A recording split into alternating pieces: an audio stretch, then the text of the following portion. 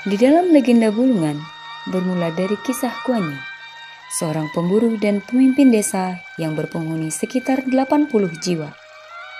Kuanyi memiliki seorang istri, yang hingga masa tuanya mereka masih belum dianugerahi keturunan. Suatu hari, Kuanyi berburu di hutan dengan ditemani anjing berburunya. Kemudian Kuanyi mendengar suara aneh yang ternyata berasal dari sebatang bambu dan sebutir telur di atas pohon jelemai yang kemudian ia bawa pulang. Keesokan harinya, Kuanyi dan istrinya kaget karena mereka mendengar suara tangisan bayi, di mana suara tersebut berasal dari bambu dan telur yang Kuanyi bawa saat berburu. Bambu dan telur tersebut menjelma menjadi sosok bayi mungil, laki-laki dan perempuan, yang kemudian diberi nama Jau Iru untuk bayi laki-laki dan Lemlai Suri untuk bayi perempuan. Peristiwa tersebut oleh masyarakat disebut bulongan, yang kemudian berkembang menjadi bulungan. Versi lain menyebutkan bahwa bulungan berasal dari bulu dan tengon, yang berarti bambu sungguhan. Karena Jau Iru dan Lemlai Suri bukan saudara kandung, mereka berdua pun dijodohkan oleh Kuanyi sebagai suami istri. Dan kemudian mereka memperoleh keturunan yang dinamai Jau Anyi. Keturunan pun terus berlanjut, hingga kemudian sejarah mulai tercatat pada tahun 1555 Masehi. Asung Luan menikah dengan Datuk Mencang dan mengakhiri kepemimpinan daerah Bulungan dengan kepala adat. Berturut-turut masa pemerintahan setelah Datuk Mencang adalah menantunya Singa Laut, seorang bangsawan Kesultanan Sulu Filipina yang menikahi anaknya Datuk Mencang yang memimpin Bulungan dari 1595 hingga 1631. Kemudian anak Singa Laut, Wirakelana, lalu Wirakeranda, dan Wiradigendung yang memindahkan pusat pemerintahan dari Burang Arau ke daerah Limbu.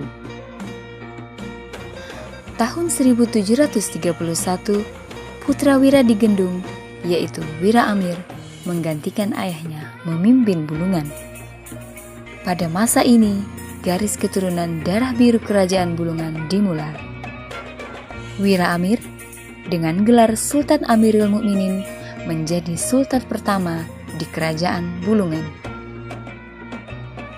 Pada masa itu, Islam berkembang pesat. Sultan Amirul Mukminin berguru pada perantauan Arab yang lama bermukim di kerajaan Demak, yakni Syekh Said Abdurrahman bil Faqih.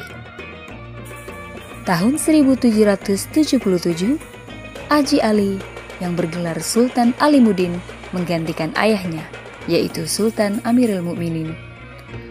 Dan Aji Ali memindahkan pusat pemerintah ke Tanjung Palas untuk mempertahankan daerah Salim Batu sebagai daerah lumbung pangan kerajaan akibat banyaknya penduduk. Tahun 1817, Aji Ali digantikan anaknya bernama Ali Muhammad dengan gelar Sultan Muhammad Kaharudin. Pada masa ini mulai berdatangan suku Banjar dan suku Bugis yang bermaksud berniaga, serta bangsa asing yakni Arab dan Cina. Tahun 1861, Sultan Muhammad Kaharudin mengundurkan diri dari tahta dan mengangkat anaknya, yaitu Sultan Muhammad Jalaluddin. Sultan Muhammad Jalaluddin hanya memerintah 5 tahun karena kesehatannya sering terganggu. Sultan Kaharudin kembali memimpin Bulungan pada tahun 1873 karena ia keberatan jika tahta jatuh kepada Datu Alam, yakni saudara tirinya. Namun pada tahun yang sama, Datu Alam yang bergelar Sultan Khalifatul Alam Muhammad Adil akhirnya berhasil naik tahta dan menjalankan pemerintahannya dengan pendekatan keagamaan.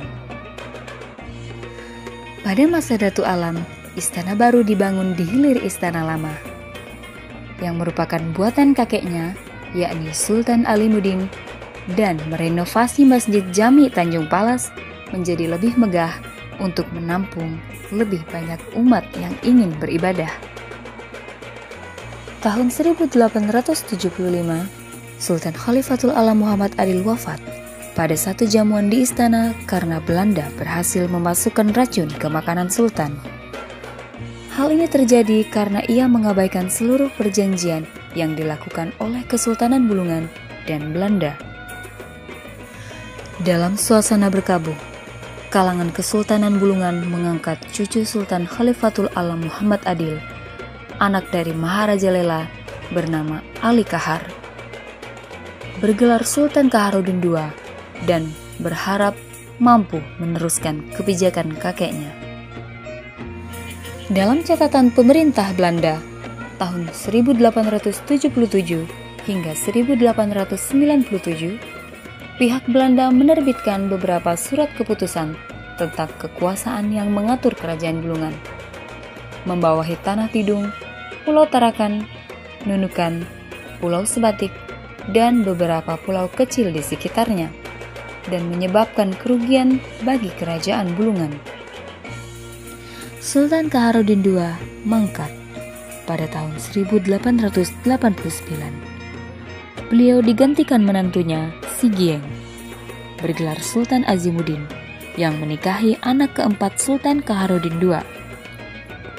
Prosesi pengangkatan Sultan Azimuddin mendapatkan pengesahan Gubernur Jenderal Hindia di Batavia, yang kini Jakarta, tertanggal pada 4 Desember 1889. Sultan Azimuddin dalam masa pemerintahannya memiliki catatan peristiwa-peristiwa penting, yaitu meredam pergolakan pedalaman dan membicarakan pembagian wilayah Sabah yang kemudian diserahkan ke Inggris. Pada tahun 1889, Sultan Azimuddin pun wafat, sehingga pemerintahan dilaksanakan oleh istrinya, Putri Sibut, dan didampingi oleh Datuk Mansur. Sebab ketiga anak Sultan Azimuddin, yaitu Datuk Belembung, Datuk Tiras, dan Datuk Muhammad, masih belum cukup umur untuk menduduki jabatan Kesultanan Bulungan. Barulah pada tahun 1901, Datuk Belembung sebagai putra mahkota dinobatkan menjadi Sultan dengan gelar Sultan Maulana Muhammad Qasim al-Din, yang disingkat Sultan Qasimuddin. Semenjak dinobatkan, Sultan Qasimuddin menjalankan serangkaian kebijakan politik bernilai bisnis bagi kepentingan Kesultanan Bulungan, antara lain hasil hutan dan perikanan. Pada tahun 1902, NVBPM menemukan sumber minyak di Pulau Tarakan, sehingga menambah kekayaan Kesultanan Bulungan yang pada masa itu adalah masa keemasan bagi Bulungan. Posisi Belanda sebagai penjajah sering dibuat bingung dengan kebijakan Sultan Qasimuddin yang menghapus sistem upeti. Sultan berpendapat bahwa uang hasil produk minyak di Pulau Tarakan sudah lebih dari cukup. Kejengkelan Belanda mulai memuncak karena Sultan Qasimuddin berani menghilangkan budaya menjemput tamu Belanda sebelum merapat di depan istana Bulungan. Kalau kami sendiri harus menjemput tuan Belanda dari kapal untuk menghadap raja, maka raja mana lagi yang harus dikunjungi? Karena saya adalah raja, kata Sultan Qasimuddin. Namun pada tahun 1925, Sultan Qasimuddin mangkat. Karena sepulang dari berburu, ia mendadak meninggal karena menyembunyikan luka tembak misterius yang dideritanya. Tahun 1925 hingga 1930, Kesultanan Bulungan dipegang kembali oleh Datuk Mansur sebagai pengganti Sultan Qasimuddin. Tahun 1931, posisi Sultan dikembalikan kepada Datuk Tiras, adik Sultan Qasimuddin, dan dinobatkan menjadi Sultan. Ia bergelar Sultan Maulana Jalaluddin, yang kemudian membangun istana baru, yaitu Istana Tiga. Sultan Jalaluddin adalah sultan terakhir yang memerintah Bulungan di masa transisi Belanda dan Jepang, serta awal kemerdekaan Indonesia.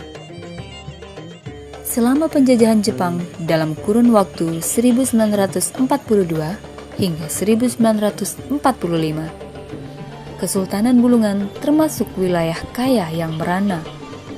Saat itu, Jepang membumi hanguskan Pulau Tarakan untuk mengalahkan Belanda. Setelah Jepang menyerah pada sekutu dan meninggalkan Bulungan, untuk menarik simpati rakyat, Ratu Wilhelmina dari Belanda menganugerahi gelar Letnan Kolonel tituler Letkol Kehormatan kepada Sultan Jalaluddin yang dilanjutkan pesta rakyat Birau selama 40 hari dan 40 malam. Sultan Jalaluddin memiliki visi yang berbeda dengan Ratu Wilhelmina. Ia senantiasa mengutus menteri pertama Kesultanan Bulungan, yaitu Datuk Bendahara Paduka Raja, untuk menghadiri pertemuan dengan kepentingan pemerintah Republik Indonesia baik di Jakarta maupun Yogyakarta. Dalam konferensi meja bundar, Datuk Bendahara Paduka Raja mewakili 3 kerajaan, yakni Bulungan, Tidung, dan Gunung Tabur Berau, yang menyatakan dukungannya kepada Republik Indonesia. Pada tanggal 17 Agustus 1949, pukul 7 waktu Indonesia Tengah, Sultan Jalaluddin memimpin upacara penggerekan bendera merah putih untuk pertama kalinya di halaman Istana Kerajaan. Dan pada akhirnya 27 Desember 1949, pihak Belanda mengakui kedaulatan Republik Indonesia. Bung Hatta selaku Wakil Presiden Republik Indonesia saat itu berkunjung ke Tarakan pada tahun 1950 dan menyatakan penghargaannya atas perjuangan rakyat Kesultanan Bulungan. Wilayah Bulungan berdasarkan Undang-Undang Nomor 22 Tahun 1948 menjadi Daerah Istimewa Bulungan yang setingkat daerah tingkat 2, yakni Kabupaten atau Kota Madya. Keputusan itu membuat Sultan Jalaluddin menjadi kepala daerah istimewa Bulungan yang pertama, hingga meninggal dunia pada 1958. Mulai tahun 1959, Bulungan memasuki babak baru, karena daerah istimewa diganti menjadi kabupaten, berdasarkan Undang-Undang Nomor 27 tahun 1959. Sejak itulah Kesultanan Bulungan, lalu daerah istimewa, berubah statusnya menjadi Kabupaten Bulungan, yang sekarang terletak di Provinsi Kalimantan Utara.